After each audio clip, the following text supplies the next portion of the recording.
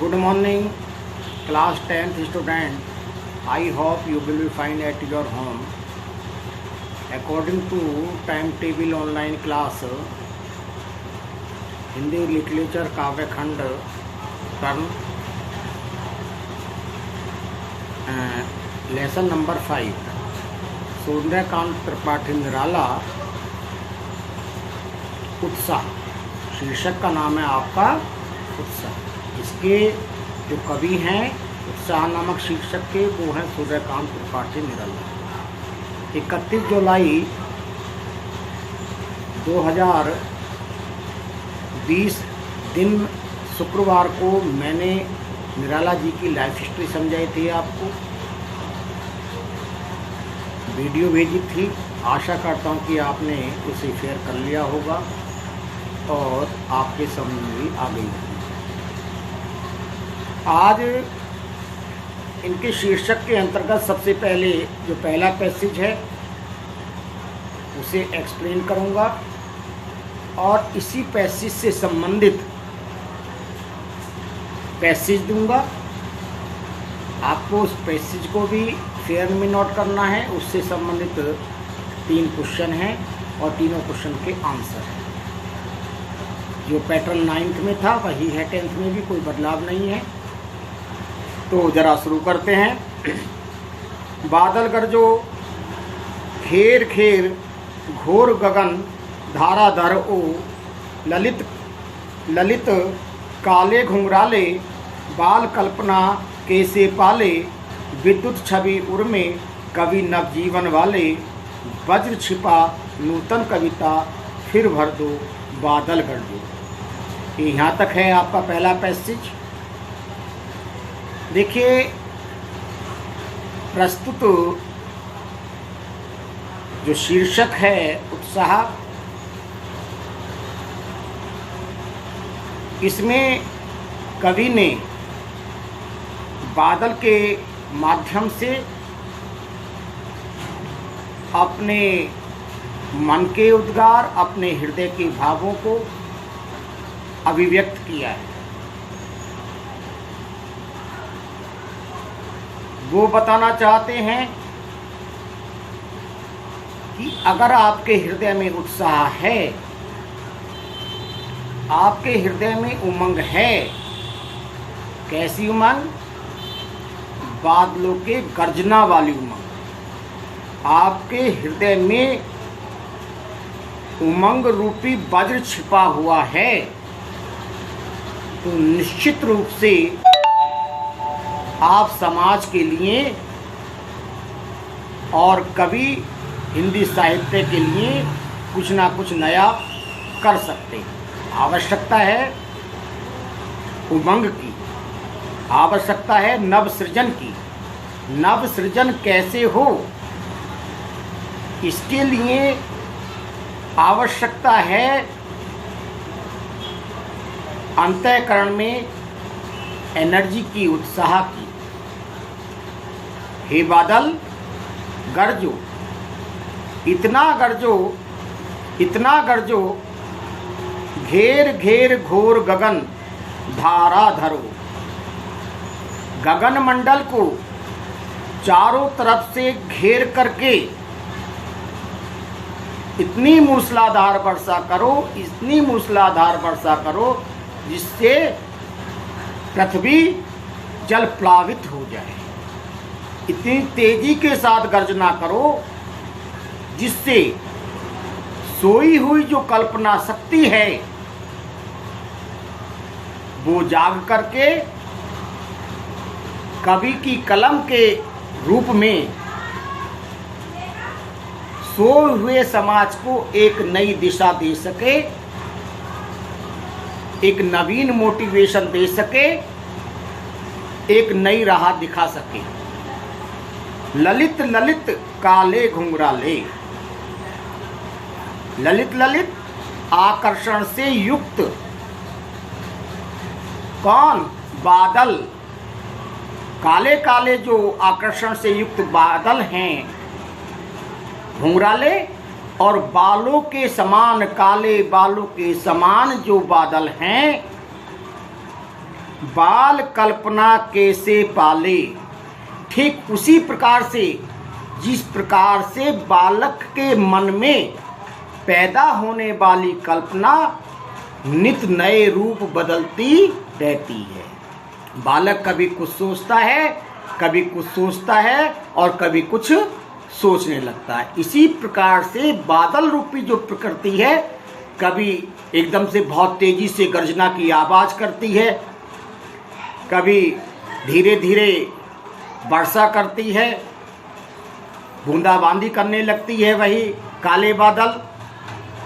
परंतु कवि का मानना है कि धीरे धीरे बूंदाबांदी, धीरे धीरे वर्षा नहीं करनी है, क्योंकि धीरे धीरे वर्षा करने से जिस प्रकार से बादल का उमंग, बादल की उत्साह, बादल की एनर्जी धीरे धीरे शांत पड़ जाती है, ठीक उसी प्रकार से यदि सोचने की जो कल्पना शक्ति है कवि के हृदय में, उसका प्रभाव स्लो है, धीरे है, तो समाज के लिए नव सृजन के रूप में वह अच्छी रचनाएं नहीं कर सकता। अच्छी रचनाएं कब होंगी?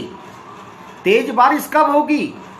जब बादल में एक विशेष उत्साह होगा और एक विशेष उत्साह के साथ, तेजी के साथ बरस करके इस पृथ्वी की तपन को कम कर देगा। इसी प्रकार से कवि का मानना है कि जब कवि के हृदय में, कलाकार के हृदय में, रचनाकार के हृदय में विशिष्ट उत्साह होता है, तो उस उत्साह से अंदर के मन की जब कल्पना कलम के माध्यम से साकार होती है, तो वो समाज में नित नए आयामों को छूने लगती है, उससे नई नई राहें निकलने लगती हैं। जो भी पाठकगण ऐसे कवियों की रचना को पढ़ते हैं, उनके जीवन में एक नया सवेरा हो जाता है। इसलिए कभी भी कवि चाहता है कि मन में नीरसता ना आए। नीरसता अगर आ गई तो आपका जीवन अपने लिए बोझ बन जाएगा। इस प्रकार से आपने देखा होगा कि बादल बहुत तेजी के साथ गरजते हैं, गर्जना ऐसी है कि पूरे गांव को बहा करके ले जाएगा, और थोड़ी सी हवा आई और बादलों की गर्जना भी गई, और जो काले काले चारों तरफ से बादल घिर करके आए थे, उन्होंने जल भी ना के बराबर जमीन पर बरसा दिया। तो इससे कोई विशेष लाभ नहीं होता, इससे तपन बढ़ जाती है। अगर कवि अपनी संपूर्ण एनर्जी के साथ अपनी कल्पना को कलम के माध्यम से रचना के रूप में उड़ेल करके रख दे, तो पाठक गण, जो भी पाठक गण हैं, उसके पढ़ने से उसमें जो लिखी हुई मटेरियल सामग्री है, उसका फॉलो करने से निश्चित रूप से उसके हृदय में एक नया सवेरा हो जाएगा, उसके जीवन के लिए एक नया राह उसे मिल जाएगा। विद्युत छवि उर्मे कवि नवजीवन वाले। कवि कहता है कि मेरे हृदय में कैसी छवि हे ईश्वर तू भर दे। जैसे विद्युत की जो चमक होती है, जो बादलों में चमक होती है, हैं? जब बादल में चमक पड़ती है तो अनायास एक सामान्य व्यक्ति उस चमक से भयभीत हो जाता है। तो कल्पना रूपी, उत्साह रूपी जो मेरे हृदय में चमक है, उसे कलम के माध्यम से ईश्वर रचनाओं में समावेशित करके एक नया मुकाम दे, एक नए रास्ते का निर्माण कर, एक नव जीवन प्रदान कर। नवजीवन आपको कब मिल सकता है? जब आप सामान्य व्यक्ति से अलग हट करके सोचें और एक नया रास्ते का निर्माण करें, तब आपको नया जीवन मिल सकता है और आप दूसरे को भी नया जीवन दे सकने में सामर्थ्यवान हो सकते हैं। आप में नीरसता है, आप में उमंगी नहीं है, आप में उत्साही नहीं है, तो आप नव निर्माण के कार्य नहीं कर सकते। नव निर्माण के कार्य वही बादल कर सकता है जिसके अंतर मन में बहुत उमंग भी है और उसकी गर्जना में एक ऐसी कड़क है, उसके अंदर एक ऐसी बिजली उमड़ रही है जो लोगों को भयभीत करने में कामयाब है। अगर वो संपूर्ण एनर्जी के साथ वो बादल बरस जाए तो निश्चित रूप से नव निर्माण होगा, विध्वंसक भी होगा, और जो लोगों ने अपने मन में कल्पनाएं संजो रखी हैं वो कल्पनाएं कुछ लोगों की साकार होंगी, जिन किसानों को पानी की आवश्यकता है उनकी आवश्यकता की पूर्ति होगी, और जिन्होंने अपने मन में और विभिन्न प्रकार की कल्पनाएं कर रखी हैं वो बादल जल प्लावित होते ही जमीन को जलमग्न कर देगा और लोगों के मन की जो कल्पनाएं हैं वो धूमिल भी हो जाएंगी और विध्वंसक भी हो जाएंगी। विध्वंसक होने का मतलब सीधा सीधा ये है कि नव निर्माण होगा। जब विध्वंसक ही नहीं होगा तो नव निर्माण कहां से होगा?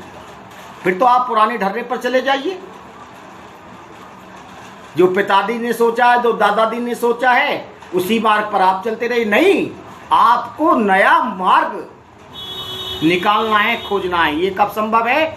जब आपके हृदय में बादल के समान एक उमंगता होगी, एक एनर्जी होगी, आपके अंतर मन में विभिन्न कल्पनाएं उमड़ती हुई होंगी। उन कल्पनाओं को साकार करने के लिए निश्चित रूप से आप नया सोचेंगे और आपके जीवन में नव निर्माण का मार्ग प्रशस्त होगा। वज्र छिपा नूतन कविता फिर भर दो बादल गरजो। कवि कह रहा है कि हे ईश्वर, मेरे हृदय में वज्र के समान, पत्थर के समान जो कल्पनाएं छिपी हुई हैं, उन कल्पनाओं को हे ईश्वर तू साकार कर दे, जिससे मेरे जीवन में नव निर्माण का मार्ग प्रशस्त हो। फिर भर दो बादल गरजो, है ना। इसी बादल के माध्यम से कवि ने एक जीवन में नव निर्माण के मार्ग का माध्यम प्रशस्त करने की ईश्वर से प्रार्थना की। जब तक आप अपने जीवन में नव निर्माण का रास्ता नहीं खोजते हैं, आपको समाज में ना सम्मान मिलने वाला है,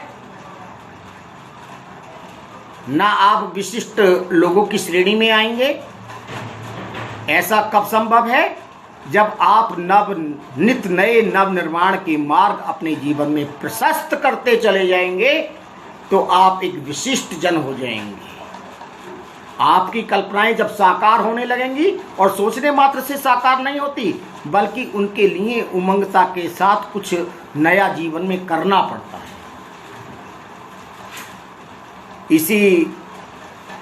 इन्हीं शब्दों के साथ मैं अपनी वाणी को विराम देता हूँ। इसके साथ साथ बेटा, इस पैसेज के जो मैंने पढ़ाया है इसमें 3 क्वेश्चन है। पहला क्वेश्चन है, कवि ने बादलों को कैसा बताया है? कवि ने बादलों को बाल कल्पना से युक्त क्यों बताया है? प्रश्नवाचक चिन्ह। और कविता का मुख्य स्वर क्या है? इसका क खंड का आंसर है, कवि ने बादलों को सुंदर, काले और घुंघराले बताया है, जिनके हृदय में वज्र की दृढ़ता छिपी हुई है। आपने देखा था जब कभी बादल जो है बहुत तेजी के साथ उमंग करता है, जो आप कभी सोचते भी नहीं, आपको भी भयभीत कर देता है, आम जन को भयभीत कर देता है, आप एकदम से डर जाते हैं।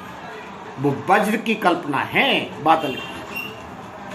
नंबर 6 का जो क्वेश्चन का आंसर है, कवि ने बादलों को बाल कल्पना से युक्त बताया है, क्योंकि बादल के सौंदर्य व आकार में ठीक उसी प्रकार से परिवर्तन होता है जैसे बच्चे के मन की कल्पनाएं लगातार परिवर्तित होती रहती हैं, लगातार बदलती रहती हैं। क्वेश्चन नंबर ग, कविता का मुख्य स्वर क्या है? इसका आंसर है कविता का मुख्य स्वर ओज है, जिसमें विप्लव और क्रांति है।